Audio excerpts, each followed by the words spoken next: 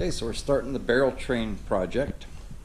So the first thing to do is we need to cut an opening in the barrel, and that's going to be 26 wide by 21 long. These can be square corners because they go right up against the back of the barrel, but these have to have a radius to them, so you can put in like put a car door bumper around it, glue it in, so that way the kids don't get themselves cut on the metal, although you'll take painless time getting that all grinded and cleaned up.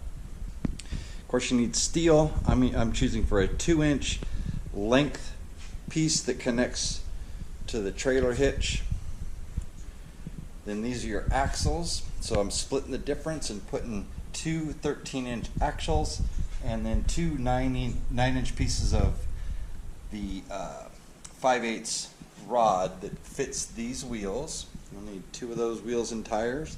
You'll need 5/8 ID washers, and those are 1 3/4 cotter pins. And finally the plate steel, which is going to actually support the barrel, and then I'll bolt it to it rather than welding to the barrel itself. I really don't want to weld to the barrel at all. So first thing we got to do is lay this out and then make our cut in the barrel. So what I did was cut it just a 1/2 inch short. This is just like thick paper. And I cut a 1/2 inch out all the way around and then taped it a 1/2 inch over, which held it to the barrel securely. And then I cut right on the tape line. That's how I got that to work pretty easily there.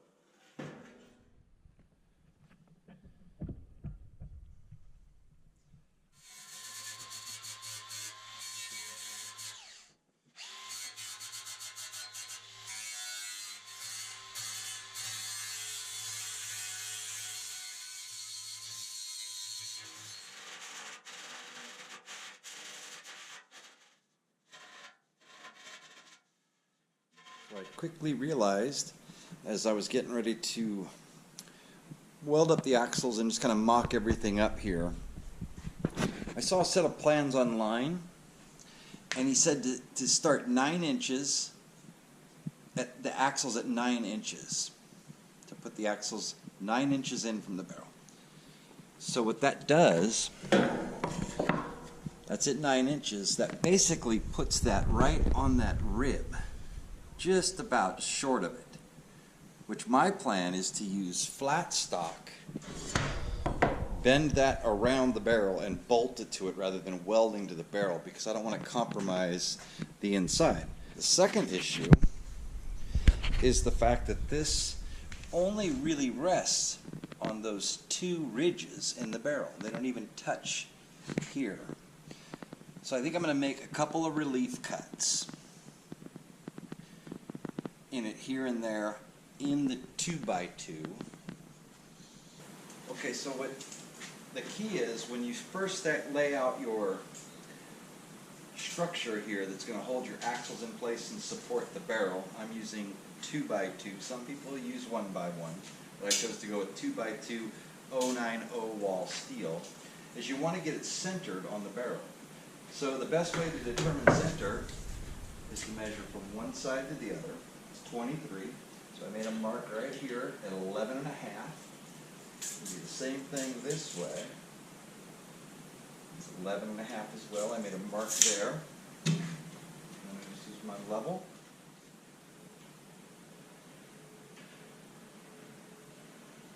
So once you get it level, you can take your square,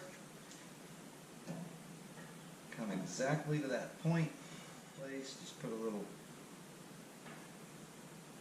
mark.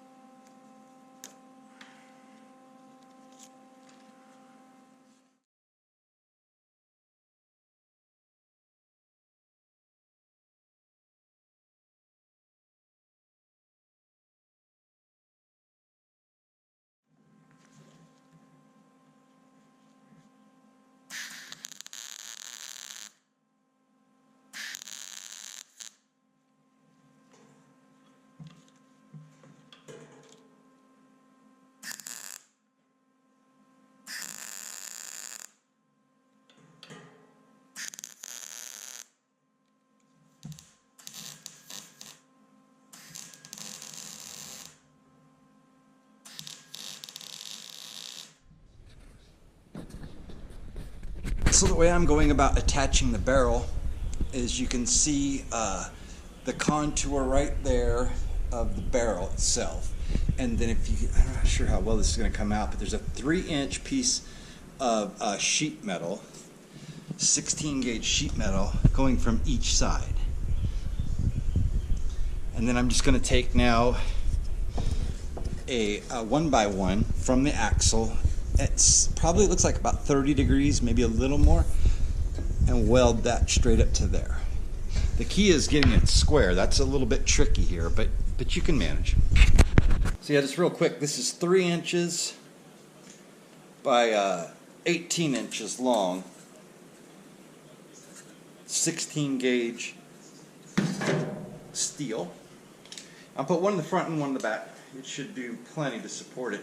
And again, the key for me is the inside's powder coated, and I don't want to have to ever mess with it, so I don't want to weld to it. I'm going to drill and bolt right at 3 inches on this side. So now the key is to square it. I'm just going to come off of this end with a square and then measure back. Okay, so now that I've got it all squared up, the strap exactly where it needs to be on the axle, I need to somehow get this where it will not move when I take the barrel off.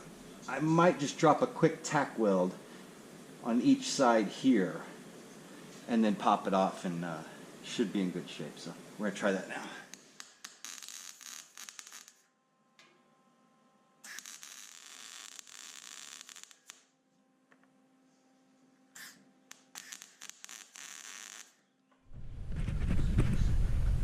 Just a couple of little spot welds is all that showed through, and the barrel completely clear.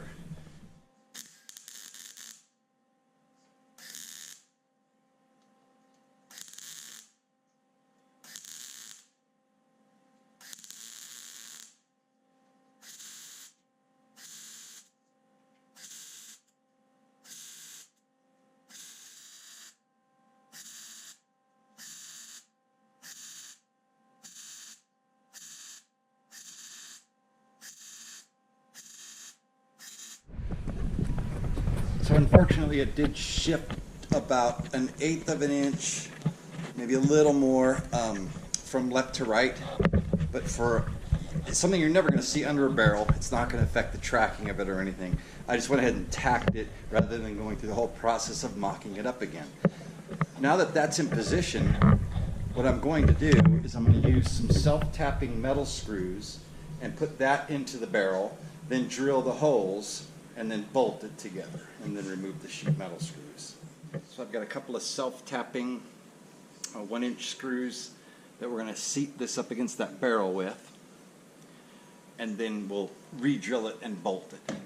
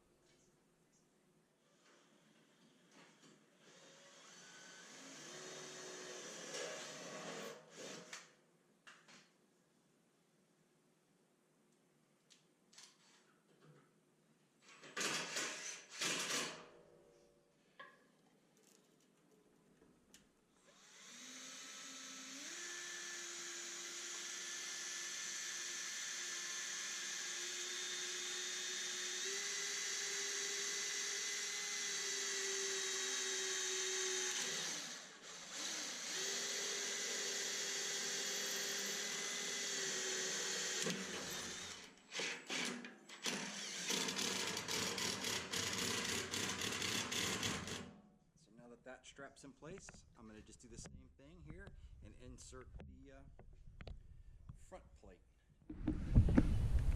Real important to get these marks in there so you know where you're about to weld this to. It's quite simple. Loosely clamp it, get a square it, and check your distances. 8 1/4. 8 1/4.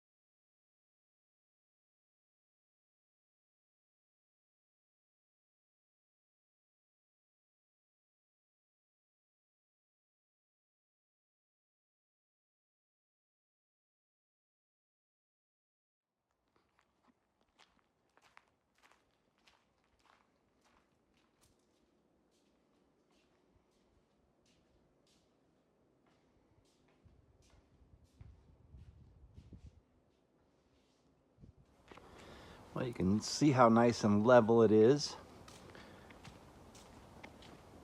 And that's primarily because I put in a 6-inch drop hitch, and that makes it nice and level. So everything is pretty much set. I need to set up for the next car, and also remove the sheet metal screws and replace them with bolts. I just didn't have them. But got the seat in, and everything is complete. Project took about, I'd say, 3 8-hour days, and well worth it. This should be a lot of fun for the grandkids.